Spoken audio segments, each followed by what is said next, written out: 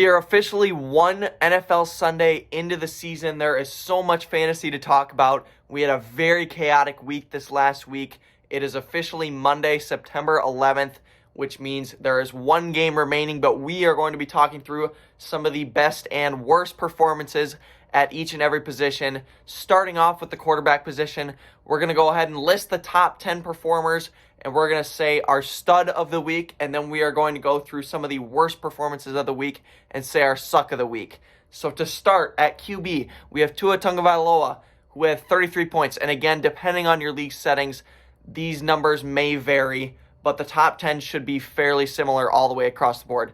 We have Tua, Mac Jones, Jordan Love, Pat Mahomes, Anthony Richardson, Justin Herbert, Deshaun Watson, Trevor Lawrence, Kirk Cousins, and Baker Mayfield as your top 10 quarterbacks this week. Tua leading the charge with roughly 33 fantasy points. He had like 470 pass yards. We saw Tyreek Hill erupt. We'll get to him in a little bit, but Tua was very spectacular. But the guy that I'm giving the stud of the week at the quarterback position award to is going to be Mac Jones of the New England Patriots. This is a guy who nobody is drafting. He had a complete breakout week one, and I'm not going to say that you should go draft him because I truly believe that he will not have a single week that was better than this week. But Mac Jones, because of his ADP, finishing the week as QB2 according to the league settings and league scoring that I'm going to be basing this video off of, he is going to be my QB stud of the week, with an honorable mention going to Baker Mayfield finishing inside the top 10, another guy that nobody is drafting. I think Baker's going to have a breakout year this year. You guys can keep my word with that comment. A few guys who did not perform this week. Jalen Hurts going in the top 3 across the board in drafts, finished with 14.5 points. That is not okay for someone that you're spending up to a second-round draft pick on. Jalen Hurts has to be better. Geno Smith, this is a guy that people were expecting to be great after last year, finished with under 12 points. Lamar Jackson, how many times do I need to preach to you guys? Lamar is not 2019 Lamar, whatever year that he absolutely exploded, breaking all sorts of records.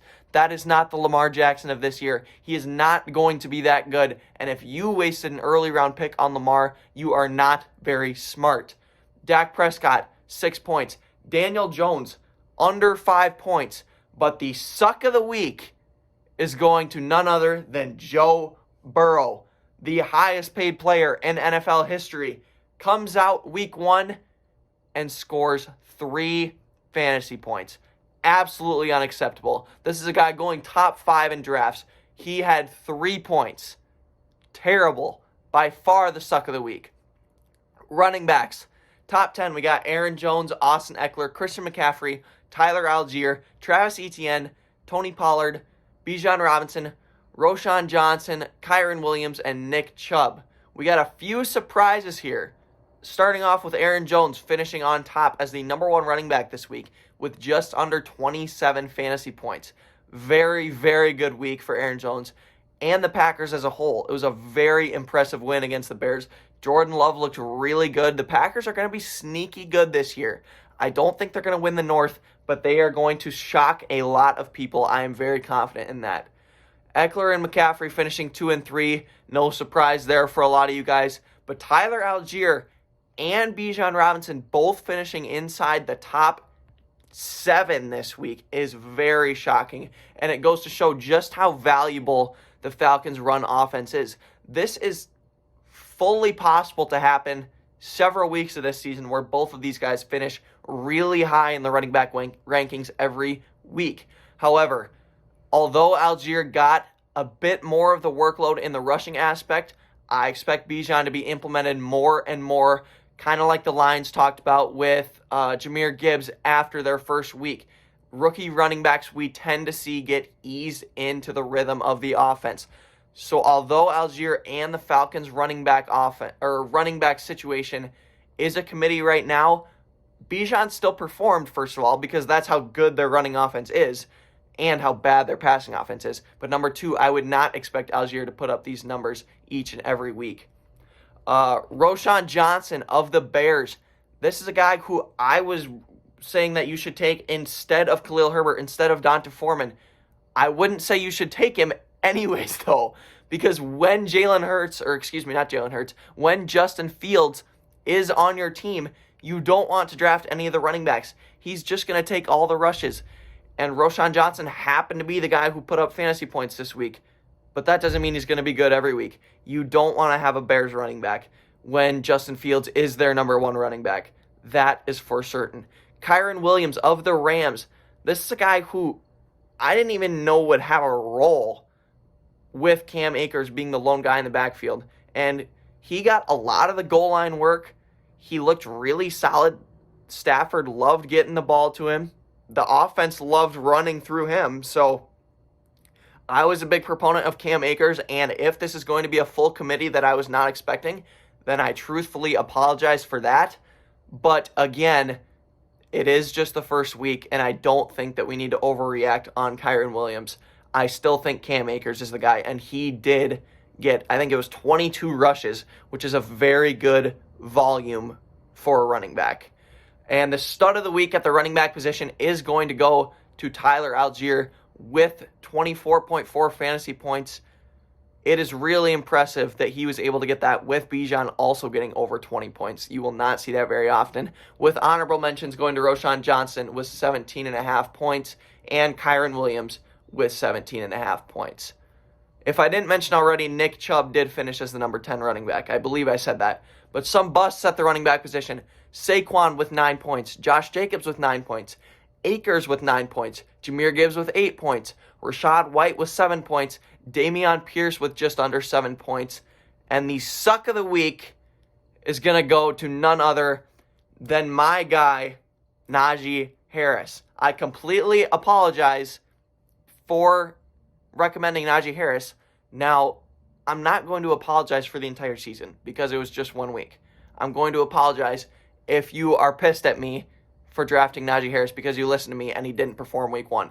He played the toughest run defense matchup in the NFL in the 49ers. They were down by double digits the entire game, so obviously they're not going to run the ball very much. So this is going to be a unique situation with Najee Harris. He is going to be better in the weeks moving forward. So I apologize for this week, but I do not apologize for the future just yet because I truly believe Najee Harris is going to be a very good option moving forward. For wide receivers, top 10, Tyreek Hill, Brandon Ayuk, Jakobi Meyers, Kendrick Bourne, Justin Jefferson, Michael Pittman, Calvin Ridley, Puka Nacua. I'm not even going to try to pretend that I just pronounced that right, so please forgive me there. Chris Olave and Amon-Ra St. Brown. Those are your top 10 receivers. The stud of the week is going to go to Tyreek Hill with 44.5 points. You can't have a guy who scores 44.5 points and not give the stud of the week to him.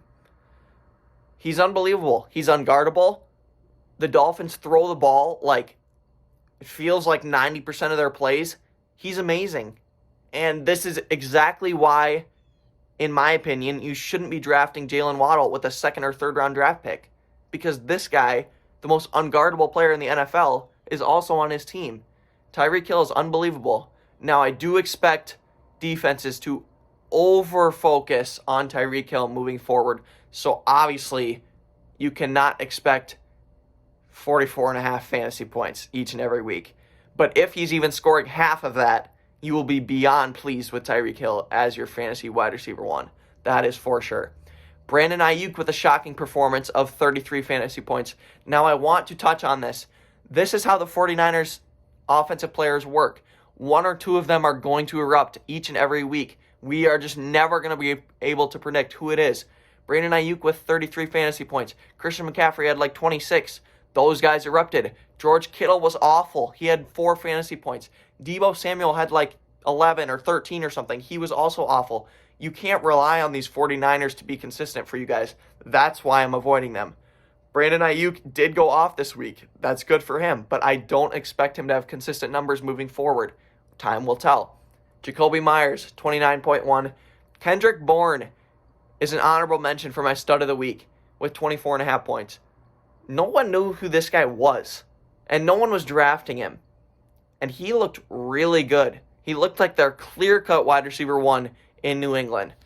And another honorable mention is going to be the Rams receiver, Nakala. Again, don't know if I'm pronouncing that right or wrong, so I apologize. But again, an undrafted receiver putting up 22 fantasy points. He is going to be an honorable mention and would likely win the award for this week if Tyreek Hill didn't put up 45 fantasy points. But with this Rams receiver and with Bourne on the Patriots, don't expect these numbers moving forward, along with a lot of these guys who finished inside the top 10. But we do see familiar names like Justin Jefferson, who had 24 fantasy points without a touchdown. He was unbelievably efficient. Michael Pittman, one of my favorite guys, maybe my favorite pick in the draft. I have him in every single league, going in the 7th and 8th round as a wide receiver 1. He's the only guy on their offense. He's going to be amazing. Michael Pittman is a very good option. Calvin Ridley, one of my favorite receivers for this year, going anywhere from late 3rd to late 5th in some drafts. It's unbelievable the range of this guy. He is going to be so good. He is going to be the 2023 MVP. Trevor Lawrence, number 1 option. Chris Olave, solid. Amon-Ra, solid. Very good performances from those guys. Moving down the list to some of the sucks at the wide receiver position. Devontae Adams with just under 13 points. Jalen Waddle under 12 points. CeeDee Lamb under 12 points. Deebo Samuel with 11 points. Chris Godwin with 10. Jamar Chase with 9 points. I am not buying into the hype that all you guys are talking about, that Chase is going for 2,000 yards this year. Obviously, it was an off week, but there are way too many weapons on this offense for Chase to have 2,000 receiving yards. It's just not possible, you guys. George Pickens with 9 points. Mike Williams with 8.5 points. He's already looking hurt. He could be hurt week 1 again. Who knows?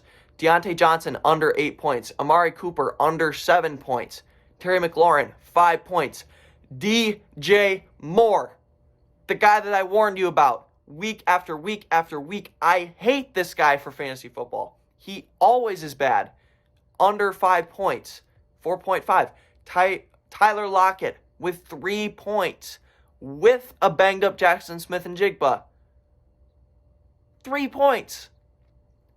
But none of them are the sucks of the week. We have a co-award this week with one of the guys that I love and one of the guys that I hate. The guy that I loved going into the year, Drake London, put up a 0. He got 1 target. I don't know what to tell you guys on this one. I really don't. I'm confident moving forward. I think he's in a position to succeed. There are no real good passing options on that offense, but he got 0 points, and there's no way of avoiding it. I completely take ownership for Drake London's terrible performance. If you guys drafted him because of me, I expect things to get better. I still wouldn't trade him yet, but this is a red flag for sure. But that donut by Drake London, as a terrible take for me, gets completely balanced with this amazing take of T. Higgins, the second co-winner of the Suck of the Week for wide receivers, with another donut himself. 0 points for a wide receiver 2 that all these analysts were recommending you take in the 2nd to 3rd round of drafts. Terrible. 2 donuts for Drake London and T. Higgins. Absolutely unacceptable. You should not be playing either of these guys this coming week.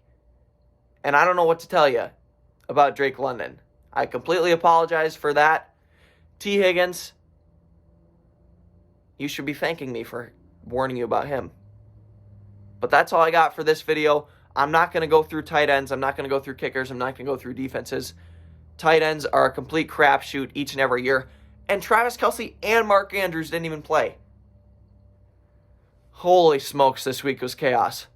But that's all I got for this video. Shout out to the Cowboys defense for scoring like 35 points. That was unbelievable. But again, as you guys can see, I am now in my college dorm room. I'm completely moved in, so that is why the content has been a bit slow lately, but I'll try to get back into a routine for you guys. Please make sure to leave a like on this video and subscribe if you have not already. That is all I got for this video. Stay tuned for the post Monday night game video, and stay tuned for next week. Week 2 right around the corner. I'll catch you guys in the next one. Peace out.